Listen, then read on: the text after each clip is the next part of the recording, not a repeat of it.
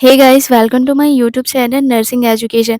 आज की इस वीडियो में हम स्टडी करेंगे बीएससी नर्सिंग थर्ड ईयर के subject medical surgical nursing second. इस वीडियो में हम डिस्कस करेंगे स्ट्रोक। स्ट्रोक को सेरेब्रल वैस्कुलर एक्सीडेंट भी कहा जाता है, सेरेब्रल हेमरेज भी कहा जाता है। इसमें ब्रेन के एक पर्टिकुलर पार्ट में ब्लड सप्लाई स्टॉप होने की वजह से उस पार्ट में ऑक्सीजन नहीं मिल पाता, जिससे वहाँ की जो सेल्स होती है वो डेड हो जाती है और ब्रेन अपना फंक्शन अच्छे से नहीं कर पाता है, उसे स्ट्रोक कहते हैं। इस वीडियो में हम डिस्कस करेंगे introduction of stroke, definition of stroke, causes of stroke, risk factors of stroke and pathophysiology of stroke. इसके साथ साथ हम नर्सिंग मैनेजमेंट को भी डिस्कस करेंगे। So let's discuss about stroke. First of all, introduction of stroke. A stroke is a serious medical disorder that occurs when the blood supply to part of the brain is cut off. Like other organs in body, brain also need the oxygen and nutrients provided by blood is stopped. Brain cells begin to die. This can lead to brain damage and possibly death. Stroke एक medical disorder होता है जो brain के एक particular part में blood supply stop होने की वजह से होता है, जिसकी वजह से ब्रेन के उस पार्ट्स में न्यूट्रिशन, ऑक्सीजन नहीं मिल पाता और वहाँ की सेल्स डेड हो जाती है, जिसकी वजह से ब्रेन डैमेज होता है और पेशेंट की डेथ भी हो सकती है।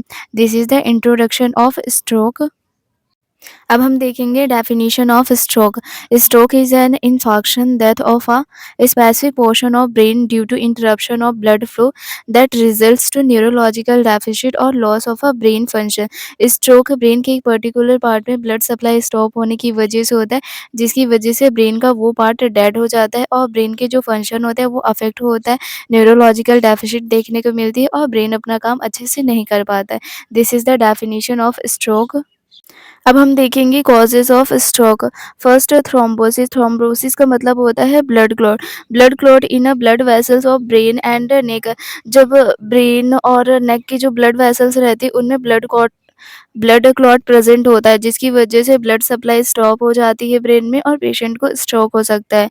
Cerebral embolism. एम्बोलिज्म का मतलब होता है कोई भी चीज़ जो कि ब्लड सप्लाई को स्टॉप कर दे, जैसे कि ब्लड क्लॉट हो गया, फॉरेन बॉडी हो गया या फिर गैस, कोई भी चीज़ जो ब्लड सप्लाई को स्टॉप करे उसे एम्बोलिज्म कहते हैं।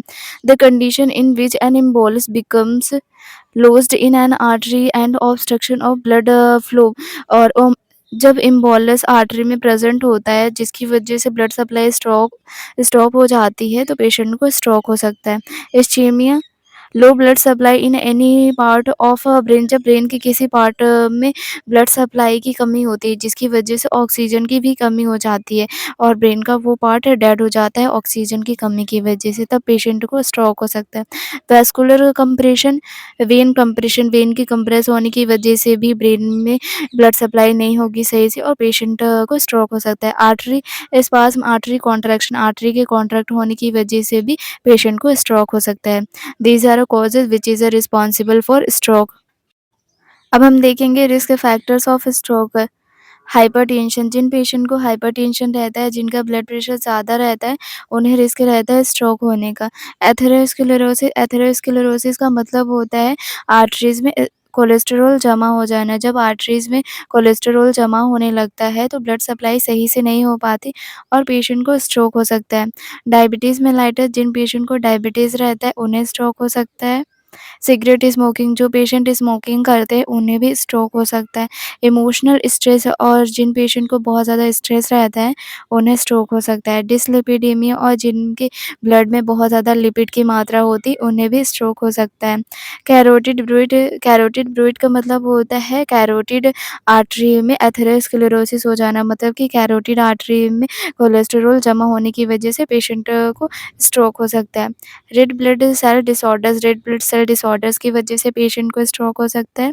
Previous transient ischaemic attack. अगर पेशेंट को पहले इस्चेमिक अटैक आया था तो उसकी वजह से उसे स्ट्रोक होने का रिस्क रहता है। Elevated cholesterol level. और जिनका कोलेस्टेरॉल लेवल बहुत ज़्यादा रहता है उन्हें स्ट्रोक हो सकता है। ओबेसिटी। जो ओबेस रहते हैं उन्हें स्ट्रोक हो सकता है।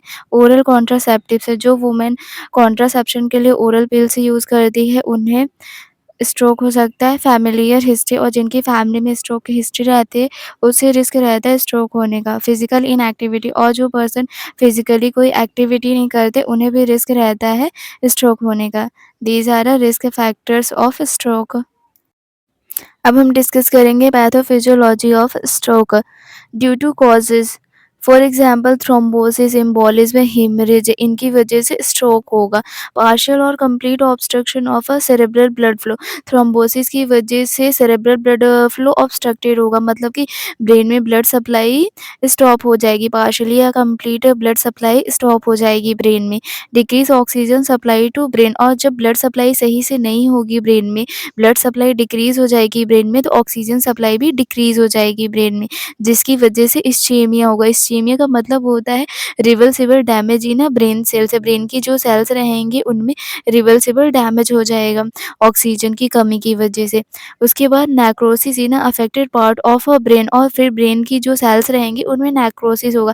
नेक्रोसिस का मतलब वहाँ की जो सेल्स होंगी वो डेड हो जाएँगी, जिसकी वजह से टिश्यू डिसफंक्शन और टिश्यू अच्छे से काम नहीं करेंगे। न्यूरोलॉजिकल डेफ़िशिएंट, फिर पेशेंट में न्यूरोलॉजिकल डेफ़िशिएंट देखने को मिलेगी, जैसे कि हेमिप्लेजिया। हेमिप्लेजिया का मतलब होता है paralysis of one side of body, body का जो एक साइड रहता है वो फंक्शन करना बंद कर देता है। एफेज़िया देखने को मिलेगा पेशेंट में, मतलब कि पेशेंट की जो स्पीकिंग एबिलिटी रहेगी, पेशेंट अच्छे से बात नहीं कर पाएगा, उसकी स्पीकिंग एबिलिटी अफ़ेक्ट होती है। सेंसरी लॉस होगा, पेशेंट को सेंसेशन फ़ील नहीं होगा। This is the pathophysiology of stroke. NCP और ना सीवीए, सीवीए का फुल फॉर्म होता है सेरेब्रल वैस्कुलर एक्सीडेंट, सीवीए को स्ट्रोक भी कहते हैं। Nursing diagnosis, first alter cerebral tissue perfusion related to increased ICP, ICP का फुल फॉर्म होता है intracranial pressure. Second nursing diagnosis is impaired physical mobility related to paralysis. Third nursing diagnosis is impaired verbal communication related to aphasia. Fourth nursing diagnosis is self-care deficit related to paralysis. Fifth nursing diagnosis is a risk for impaired skin integrity related to immobility.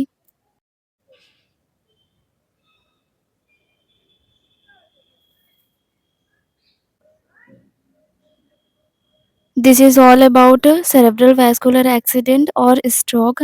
Thank you so much. If you like my video, then like, subscribe and share my channel.